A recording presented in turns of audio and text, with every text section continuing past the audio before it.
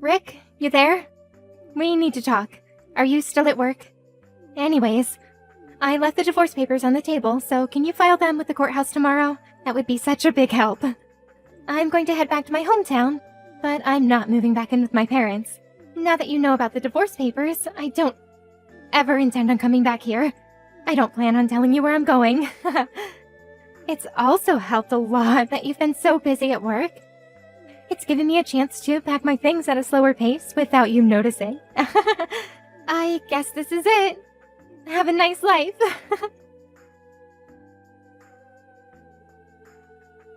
Excuse me, what is with all these messages? Hey, Poppy, you there? I just got back home to find these divorce papers. What is the meaning of this? We've only been married for 3 months, so why are there divorce papers in front of me? This is insane. What made you come to this conclusion? Oh, would you look at that? You're done with work now, I see. You finished earlier than I expected. Poppy, this isn't funny. Where are you right now? I told you before in those messages that I'm not telling you. I don't get it. What's the reason for you wanting to divorce me? Because our personalities don't match, Rick. What do you mean they don't match? After being married for 3 months and then living together, I started to notice our differences a lot. I thought maybe we were wrong for each other. That was what I was thinking. But isn't it important for couples to discuss such matters first? Before any hasty conclusions? There's maybe some things that we can compromise on, Poppy. No, there isn't. Then I came to the conclusion that the only way I'll be happy is if we get a divorce. Is that so? There's nothing you want to try and compromise on? Nope, nothing at all. Well, for the reason that you've given me, it's funny that you think I'd be easily convinced to divorce you like that. I'm sorry, what do you mean by that? Nothing. I figured this all out anyways. I guess I'll just hold on to these divorce papers then. Oh, okay. Please file the divorce papers by the end of the day. Why before the end of the day? Because from tomorrow, I'll be living with my new boyfriend. I'm almost into my 30s, and I want to have a baby as soon as possible given my age and physical strength. Alright, so you have a boyfriend already? Oh, what's up? Why so shocked to hear that? Don't take what I say too seriously. It's just a joke. Look, Poppy, I don't really care what you say. But thank you for letting me know about your cheating scandal. It saves me the trouble of looking into what you've been doing. Huh? What does that mean? But I told you I just meant it as a joke. I'm bailing on this conversation. I can see you're getting wound up over it.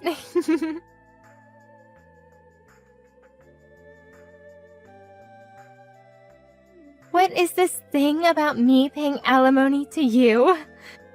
This must be some sort of sick joke. I was just joking, and now you're trying to find out things about me? Are you for real?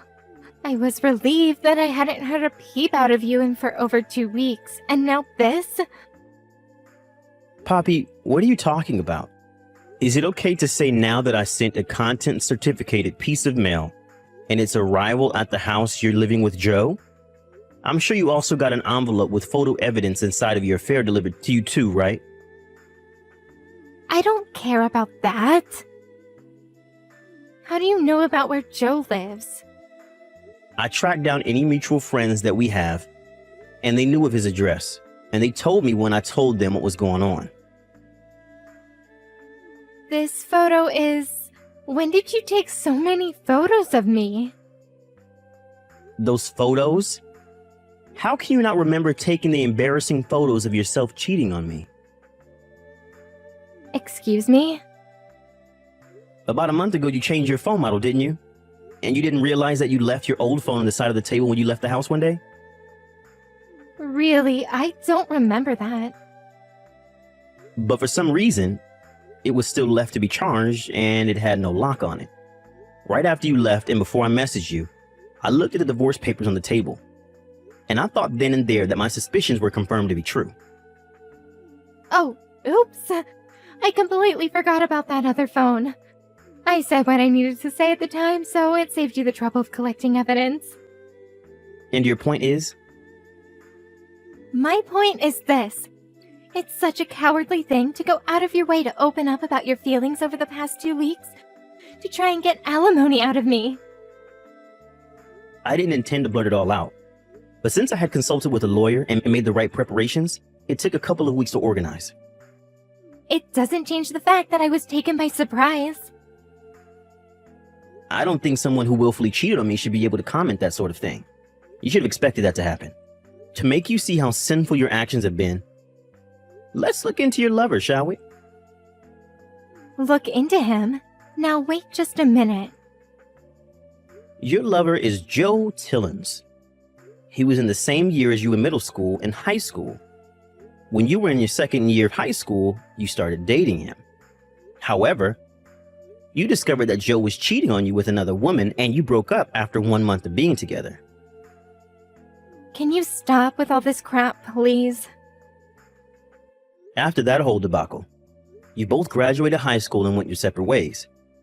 2 months before we got married, you went to your middle school reunion and happened to meet up with Joe again there. At that same reunion, you and him hit it off like old times and really got excited to be around each other. So you skipped out on the reunion and went to the hotel instead. I get it, all right. Would you please just stop it? I know what your heart's truly seeking. You want your alimony. You must know that Joe is quite rich and your aim is to take that away from him. That's not it, Poppy. It's got nothing to do with him being rich. I'm just exercising my legitimate rights with being cheated on by my wife. Yeah, whatever you say, Rick. It doesn't matter how you think about it. Anything you think about is fine by me. I guess I can't help it if you found out these things. I'll ask Joe to pay my share of the alimony so it won't hurt my conscience at all. It's actually cheap if you think about it being an offering of cutting you off from me. Is that so, Poppy? Well, let me get back to you about this. Just pay me the amount I billed you by the date I stated without any delays. Yes, Rick, I'll do that. I think that I can marry Millionaire Joe, and it's only a few $1,000s, so it won't be a big expense for me to pay you. Oh, okay. It seems that Joe has been excluded from his family inheritance because he's not blood related to his wealthy father. Wait, what? Rick?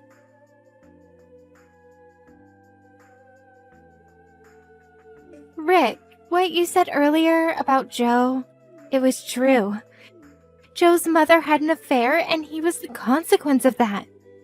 Because of his mother's dirty deeds, he's been excluded from his father's will and the family inheritance. His parents got a divorce when he was 19. The only reason why he didn't change his name was because his parents got married and ended up having the same last name. That's why he's still known by that name. That sounds about right to me. So, did you know about all of this? You knew when you messaged me the other day. Well, I did do that quick investigation through his friends, so they had a lot to say. What would you have me do if I were to tell you that? I would have gone back on my plans. What's that supposed to mean? I won't have to pay the alimony if we work this whole thing out. I want to start all over again with you, Rick. If we're with each other, it would be a win-win for both of us, right? How is there a win-win in this for both of us? What do you mean by that, Rick? The fact that you had an affair isn't going to disappear from my mind. So even if you decide to change your mind about all of this, you still need to pay me the alimony. You've caused so much grief, and I would never forgive you for cheating in the first place. Naturally, I'm not even going to consider unraveling this whole mess. Starting over with you again, Poppy, would seem like a punishment to me for taking back someone who had an affair. Once a cheater, always a cheater. But, Rick, we were a great couple up until 2 weeks ago. How can you give up on your love for me so easily? It's not about that, Poppy. Are you really saying that considering you're the one who cheated on your husband?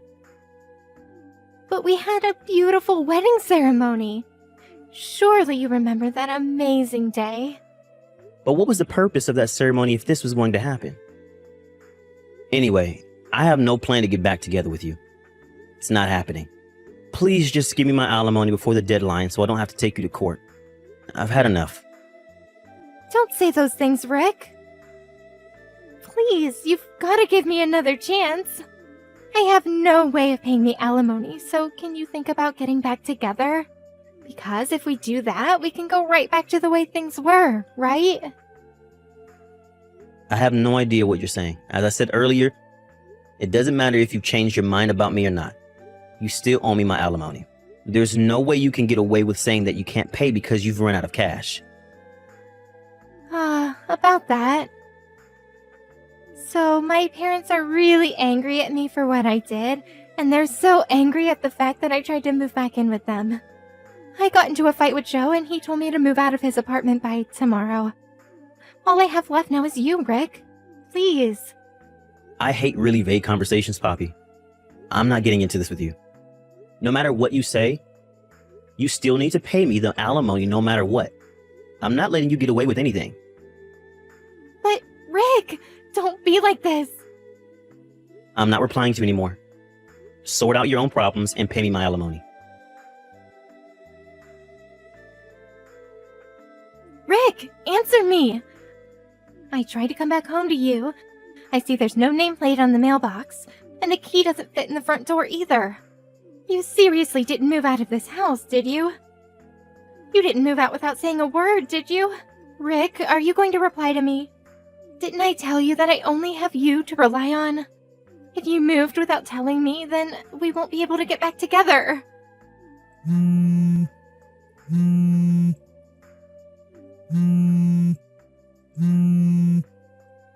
Rick, don't ignore my calls and messages. Answer me.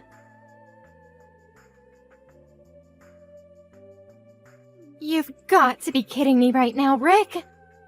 I went to see if you were at your parents' house, and my father was there. He put me in the car and is taking me somewhere. I bet so much right now that you're at your parents' house right now. No? I came here because I couldn't think of what else to do since you weren't in our house. Why is this happening? Why won't you help me out?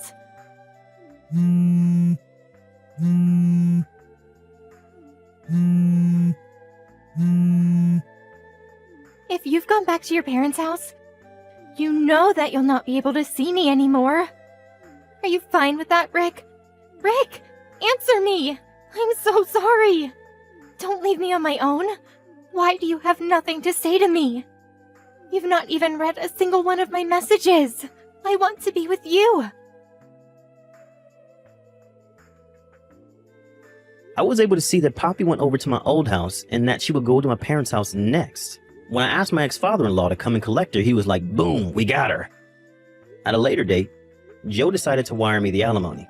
I thought that he would be too naive to do this, but I heard that he borrowed money from his ex-father on the condition that he would be permanently exiled from the hometown.